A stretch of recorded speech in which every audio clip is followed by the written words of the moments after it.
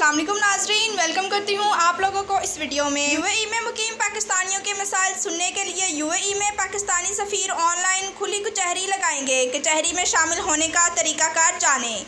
मुत्तहिदा अरब अमारात में मुकीम पाकिस्तानियों के साथ राब्ते में आने, इनको दरपेश मसाइल सुनने और इनके हल के लिए मुत्तहिदा अरब अमारात में पाकिस्तानी सफ़ीर ऑनलाइन खुली कचहरी लगाएंगे। मुत्तहिदा अरब अमारात के दारुल हुकूमत अबूज़हबी में कायम पाकिस्तानी सफारत खाने की जानिब से जारी करदा लेटर के मुताबिक मुत्तहिदा अरब अमारात में पाकिस्तानी सफ़ीर इज़्ज़त मआब अफजाल महमूद पाकिस्तानी तारकीन वतन तक रसाई के लिए बरोज़ बुध 9 जून 2021 को अमाराती वक्त के मुताबिक दिन 11 बजे ऑनलाइन कचहरी का इनाकाद करेंगे। जी तो नाजरीन, वीडियो देखने का शुक्रिया।